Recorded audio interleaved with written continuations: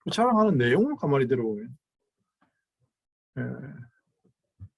한국 남자들이 군대 갔다 오면 자기 고생한 거 엄청 자랑합니다. 서로 내가 고생 더 많이 했다고.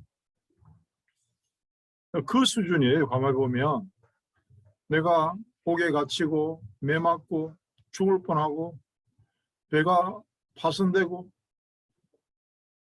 40에 하나 감한매 40대를 때리면 죽을 가능성이 많기 때문에 40대까지는 때리지 말라 이러니까 유대인들이 한 대 딱 빼고 39대 때려요. 그걸 이야기하는 거예요. 그걸 5번이나 받았다. 자랑하는 게 이게 자랑이 아닌데 원래 제가 제목을 뭐로 잡았냐면 너희가 부활을 아느냐? 이 바울의 자랑은 부활의 자랑이고요. 오늘도 이야기하잖아요. 내가 또 이스라엘 사람이고 에베소서 3장에 보면 정식 자기의 자랑을 하죠.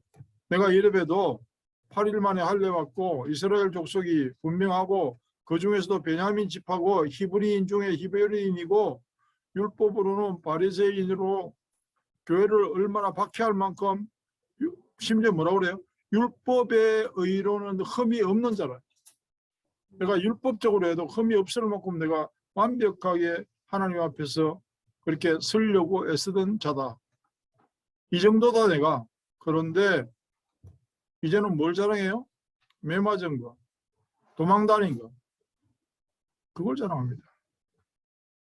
그리스도와는 비교할 수 없는 것들이라는 거죠. 그 모든 것들이. 부활의 주님을 만난 그 사실 하나 때문에 자기가 가지고 있는 모든 것에 대하여 생명보다 소중하게 여기는 사람들이 돈을, 명예를, 권력을 생명보다 더 소중하게 생각하고 지금 정치판들을 봐도 그렇고 그거 아니면 죽는 줄 알고. 그런데 바울이 누림에 대한 자랑을 하는 거예요. 지금 내가 재산이 얼만데 내가 얼마나 열심히 했는데 그래서 오늘날 내가 이만큼이라도 사는데 그걸 자랑한 게 아니잖아요. 빌립보서에서 뭐라고 그래요? 벼슬 물고 같이. 너무 아깝지만 내가 큰맘 먹고 버린다 이게 아니에요. 내가 말하는 것은 주를 따라 하는 말이 아니에요. 이게 성경적인 것도 아닌 것 같지만 정말 어리석은 자같이 나를 자랑하는 것 같지만 좀 들어달라. 근데 바울을 자랑하는 걸 내가 아무리 읽어봐도 바울처럼 나 바울처럼 글쎄요 나는 바울처럼 살기 싫은데요. 전혀 육신적으로 나는 바울처럼 살기 싫어요. 흠모할 만한 게 1도 없어요. 오히려 바울이 당한 어떤 것들도 내에게는 닥치지 말아주기를 하는 그런 피하고 싶은 것들밖에 없어요. 바울이 자랑하는 거. 우린 지금 뭘 자랑하고 있습니까? 에베소서에 있는 말씀은 세상적으로 율법적으로 흠이 없고 바울은 그렇게 말해요. 배설물과 같이 여기는 결론적으로. 아니 배설물을 갖다가 버리면서 아까워하고 막 싸가지고 집에 가서 보관하고 그러면 거의 죽기 직전이죠. 상태가. 솔로몬도 고백을 하는데요. 바울의 자랑에 대하여 솔로몬의 고백을 우리가 한번 비교해 보자고요. 잠언서에 나오는 말씀을 보면 부자 되기를 애쓰지 말고 내 사사로운 지혜를 버릴지어다. 다른 말로 이 거창하게 말해서 그런데 쉽게 이야기하면 잔머리 굴리지 마라. 어찌 허무한 것에 주목하겠느냐. 능히 재물은 스스로 날개를 내어 하늘을 나는 독수리처럼 날아가리다. 별거 아니다. 요즘 애들 말로 표현하면 훅 가는 거야. 별거 아니야. 전도서에 솔로몬이 뭐라 그럽니까? 사도 바울이 지금 부활의 능력을 자랑하는 것은 체질이 변화됐다. 이걸 자랑하고 싶어서 하는 말인데 솔로몬이 뭐라고 그래요? 전도서에 보니까 먹고 즐기는 일을 나보다 더 해본 사람이 있냐? 니들이 부자가 뭔지 아냐? 그 말을 물어보잖아요. 나보다 부자로 살아본 사람 있어? 권세를 많이 가지고 살아본 사람 있어? 그 궁을 1000명이나 두고 살아왔어? 니들이? 그 말 이야기하는 거예요. 하나님은 그가 기뻐하시는 자에게는 지혜와 지식과 희락을 주시나 죄인에게는 뭐요? 노고를 주시고. 아무리 뭐하고 쌓고 해봐야 하나님을 기뻐하는 자에게 다 돌아가게 하시는 것이 맞다. 그러나 솔로몬의 결론, 이것도 헛되어 바람을 잡는 것이로. 우리가 손에 한 움큼 아니면 한 알음 아무리 끌어안고 바람을 잡은들 그 바람이 내 품 안에 있습니까? 솔로몬이 그랬어요. 솔로몬만큼 살아본 사람이 그랬어요. 근데 그것과 바울의 자랑을 살짝 비교해 보면 뭔가 통하는 데가 있어요. 죽음도 한계도 지나가고 세상을 내려다보는 삶의 자랑이 우리가 흠모할 만한 그런 것들이 아니고 죽음에 이르는 고통이라면 아니 누가 그 길을 가려고 하겠어요? 우리는 항상 좀 더 잘 되고 좀 더 잘 살고 기왕이면 좀 건강하게 살고 남보다는 더 좋은 집에 살고 부자가 되고 그러기 위해서 어떤 의미에서는 종교생활도 한단 말이다. 뭐 거창하게 무소유 그 중 안 나오잖아요. 무소유. 엄청 재산도 많이 갖고 있고 차도 비싼 거 갖고 무소유는 무슨 인간이 그런 걸 추구한다고 해서 누가 반대할 사람 없어요. 이 세상을 아직은 지배하고 있는 뉴에이지 프리메이슨 유대인 단체 결국 뭐요? 좀 더 나은 세상과 더 좋은 인간으로 가기 위한 윤택한 삶을 추구하고 세상 사람들이 굴러다니는 그냥 짱돌이면 우리는 곱게 따듬은 대리석과 같은 그런 인생을 살자. 그게 프리메이슨이에요. 그런 수준, 그런 높이로 살아라. 세상의 흐름에 대하여 기준과 표준을 맞추고 그 높이에 맞춰가는 걸 보고 수준이라 그러고 사람들은 그렇게 살아가잖아요. 부활의 능력, 창조의 능력을 건강한 인간과 사탄의 존재를 알아가는 행복의 본질을 이미 놓쳐버렸습니다. 복음의 길에서 무엇을 추구하고 어떤 삶의 모델을 따라가는 것. 우리가 오늘 부활의 자랑은 있잖아요. 세상과 코드 맞추지 않는 것인데 큰 잘하다가 기도하다가 결정적인 순간에 보면 세상과 코드를 맞춥니다. 세상적인 기준을 딱 들고 나옵니다. 그래도 그렇지 기왕이면 잘 사는 게 좋지 못 사는 것보다.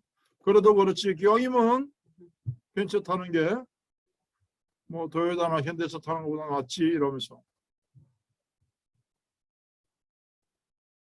창조로부터 사람들이 제시한 삶의 내용은 하나님과 동행하는 그 모델들을 보면 있잖아요. 절대 화려하지 않아요. 그래서 흔히 하는 말로 이런 말을 하잖아요. 하나님은 시골을 만들고 사람은 인간은 도시를 만들고 심지어 설명도 너무 간단하게 되어 있어요. 창세기 5장 한번 보세요. 향수하고 죽었더라.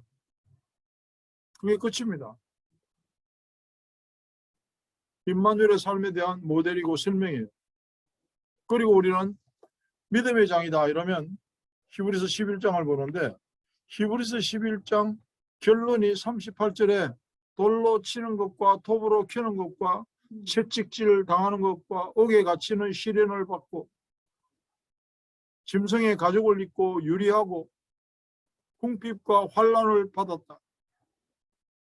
그럼에도 불구하고 복음을 놓치지 않는, 세례 요한도 그랬고요. 그런 사람은 어떻게 한다? 그런 사람은 세상이 어떻게 할 수가 없다. 세상이 감당치 못하느니라. 세상의 코드를 안 맞춰버리고 세상적으로 볼 때는 힘들지, 고생하지, 어렵지. 그런데 그게 어땠어? 나는 부활을 자랑한다. 그 정도 체질이 바뀐 사람은 세상이 감당하지 못한다. 다른 말로 하면 있잖아요. 사단이 어쩌지를 못한다. 하나님 앞에서 그리스도 체질이 된 사람, 복음 체질이 된 사람은 사탄이 어쩌지 못한다. 그걸 보고 큰 의미로 이야기하면 구원의 확신이라고 합니다. 예, 너희가 부활을 아느냐? 안다는 말에 대해서 짚어보자고요. 제일 우리가 잘 아는 마리아가 천사에게 말하되 나는 남자를 알지 못하니 어찌 이 일이 있으리까? 누가복음 1장입니다.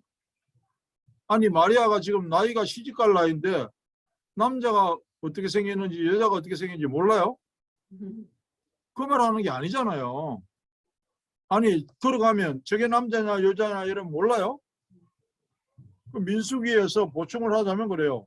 사람은 남자와 동침하지 아니하여서 사내를 알지 못하는 여자만 뭐 3만 2천 명이다. 근데 그 사람들은 죽이지 말고 구약에 보면 그렇게 많이 나와요. 남자를 아는 여자는 죽여버려라. 시집 간 여자는 남자를 아는 여자고 시집 안 간 여자는 남자를 모르는 여자고. 남자를 안다 모른다. 우리가 복음을 안다 모른다. 예수님과 결혼했냐 안 했냐. 예수님과 결혼했다는 말을 우리 많이 하잖아요. 예수님 내 신랑. 우리는 신부된 자로서.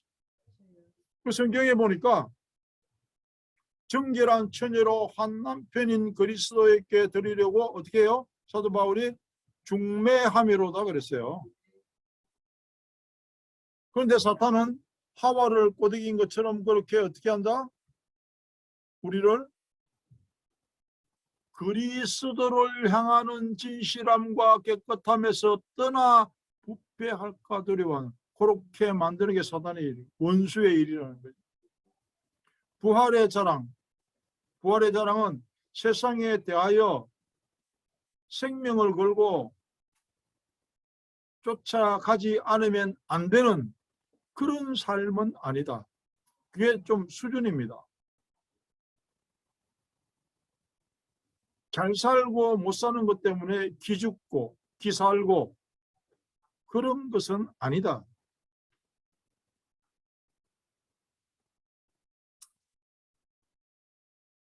좋은 차 타고 가면 어깨 힘들어가고 고물차 타고 가면은 뭐 어떻고.